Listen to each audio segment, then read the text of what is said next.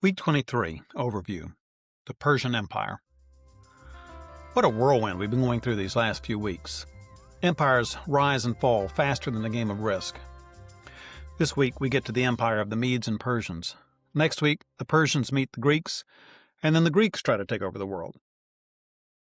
Assyria and the Neo-Babylonian Empire rose and fell and vanished away.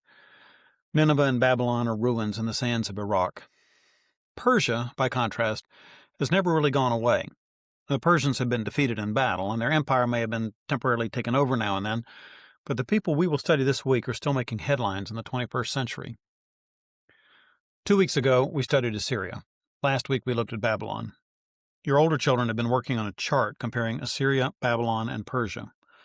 Which empire grew fastest? Which was biggest? Which lasted longest?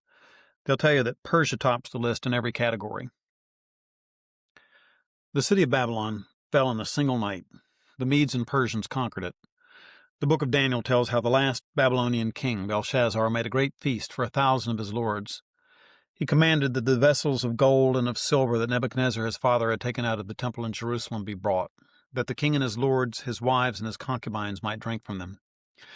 They drank wine and praised the gods of gold and silver, bronze, iron, wood, and stone. And then, as they watched, the fingers of a human hand appeared and wrote on the plaster of the wall of the king's palace. They brought in Daniel, who had served Belshazzar's father. Daniel said, "O king, the Most High God gave Nebuchadnezzar your father kingship and greatness and glory and majesty. But when Nebuchadnezzar's heart was lifted up, he was brought down from his kingly throne, and his glory was taken from him. His mind was made like that of a beast, and he ate grass like an ox, until he knew that the Most High God rules the kingdom of mankind and sets over it whom he will. But you, his son Belshazzar, have not humbled your heart, though you knew all this. But you have lifted yourself up against the Lord of heaven, and the vessels of his house have been brought in before you, and you have praised the gods of silver and gold, of bronze, iron, wood, and stone, which do not see or hear or know, but the God in whose hand is your breath, and whose are all your ways you have not honored." The words on the wall were mene, mene, tekel, and parsin. In Babylonian, those are just the names of common coins. It's like saying nickels, dimes, and quarters. But words mean things. Quarter means a fourth of a dollar, but 2/4 means to cut something into fourths. In the same way, the words mene, tekel, and parsin meant something to the Babylonians. Here's how Daniel spelled it out for King Belshazzar. Mene, God has numbered the days of your kingdom and brought it to an end. Tekel, you have been weighed in the balances and found wanting. Perez, your kingdom is divided and given to the Medes and Persians. And it was. That very night, Belshazzar, the Chaldean king, was killed. All these ancient empires may look a lot alike to us today, but there was quite the contrast between the Babylonians and the Persians. For the Jewish people, the difference couldn't have been bigger. The Babylonians killed the last Jewish king, but the Persians made Esther their queen. The Babylonians wiped out Jerusalem and destroyed their temple. The Persians rebuilt both. Isaiah the prophet rebuked King Hezekiah for showing the Babylonians round his city, but Isaiah 44:28 says of the Persian king Cyrus, "He is my shepherd, and he shall fulfill all my purpose, saying of Jerusalem, she shall be built, and of the temple, your foundation shall be laid." Ezra, Nehemiah, and Esther all tell of the favor the Jews experienced under Persian rule. There were problems, of course. The Jews were almost wiped out by their archenemy Haman, but he was no match for Esther or for the quiet sovereignty of God.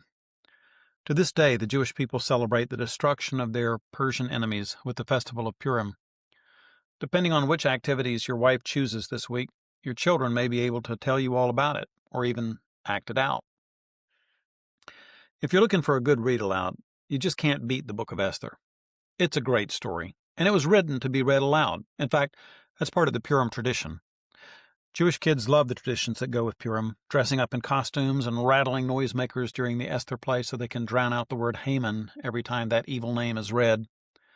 The story's easy to act out, and Jews do it as a part of the Purim fun, so let your kids ham it up, whether you read it out loud or have them act it out for you. Perhaps you should invite some neighbors in for the performance. The Persians had a whole new attitude about running empires. The Assyrians and Babylonians were ferocious warriors who were good at building empires, but the Persians mastered the art of maintaining them. They built roads and established an amazing system for carrying the mail. They had teams of runners who would relay messages at record speeds. The Greek historian Herodotus was amazed by them. He wrote the famous lines, "Neither snow nor rain nor heat nor gloom of night stays these couriers from the swift completion of their appointed rounds." New Yorkers recognize those lines. They are carved over the entrance to the central post office there. But Persian administration wasn't limited to roads and relay runners. They also had the knack of keeping their subjects loyal. Part of this was better people skills. The Persians certainly treated the Jews well, with good results. The exiles who returned to Jerusalem were eager to prove themselves loyal Persian subjects. Their neighbors, on the other hand, were eager to get the Jews in trouble. Ezra 4 contains a letter from those neighbors to Artaxerxes the king. He had warned him that the Jews were rebuilding Jerusalem. They told him to look in the historical records. This city is a rebellious city, hurtful to kings and provinces. That was why this city was laid waste. If this city is rebuilt, you'll have no possession in the province beyond the river. The king found that mighty kings had ruled over Jerusalem in the past, so he ordered the building to stop until he made a decree to the contrary. But despite the king's order, the prophets Haggai and Zechariah urged the Jews to rebuild the temple. The people listened to the prophets and went back to work on the temple. This enraged the surrounding people. They asked, "Who gave you a decree to build this house and to finish this structure?" The Jews answered, "We are the servants of the God of heaven and earth, and we are rebuilding the house that was built many years ago. But because our fathers had angered the God of heaven, he gave them into the hand of Nebuchadnezzar, who destroyed this house and carried away the people. However, in the first year of Cyrus, king of Babylon, Cyrus the king made a decree that this house of God should be rebuilt." The Jews turned the tables on their adversaries. This time, they were the ones who asked the king to search the archives. Look and see whether a decree was issued by Cyrus the king for rebuilding the house of God in Jerusalem. Then Darius, king of Persia, made a decree, and search was made in Babylonia. Sure enough, they found the record. Here's what it said. In the first year of Cyrus the king issued a decree concerning the house of God at Jerusalem. Let the house be rebuilt. So King Darius wrote to the enemies of Jerusalem. He said, "Let the work on this house of God alone. Let the governor of the Jews and the elders of the Jews rebuild this house of God on its site. Moreover, I make a decree regarding what you shall do for these elders of the Jews for the rebuilding of this house of God. The cost is to be paid to these men in full and without delay from the royal revenue, the tribute of the province from beyond the river. Also, I make a decree that if anyone alters this edict, a beam shall be pulled out of his house, and he shall be impaled on it, and his house shall be made a dunghill." Is that satisfying, or what? Some people have trouble believing that God can do miracles, but the book of Ezra proves that God can even work through bureaucrats. So the new temple got built, but it wasn't much to look at. Ezra tells us that when the foundations were laid, some of the people shouted for joy, while others, the older ones who had seen Solomon's temple, wept aloud at how small it was. Things sure were different. The Babylonian exile changed Jewish life forever. Before the exile, people were pretty casual about the law of Moses. Back when they had a beautiful temple, they worshipped God, or worshipped idols, on top of every high hill. When they were free to govern themselves, they pretty much ignored God's law. It was only after God wiped out their beautiful temple and took away their freedom that they began to be scrupulous about keeping his laws. Ezra had a big influence on this process. He helped shape Judaism as we know it today. If you don't know much about Ezra, you may want to take a look at the Pageant of Philosophy script this week, even if you don't have older teens who are studying philosophy. Under Ezra, the Jewish people finally got serious about worshiping one God and one only. They put away their idols once and for all and began to take his law seriously. So the Jews finally got serious about worshiping a single God, but the Persians had a very different religion, Zoroastrianism, which held that there are two equally mighty gods.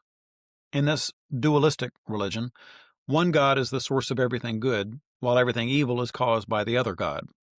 Ormuzd is the god of peace, love, and light, while Ahriman is responsible for conflict, hatred, and darkness. The prophet Isaiah contradicts this idea. Isaiah 45:7 says, "I am Jehovah, unrivaled. I form the light and create the dark.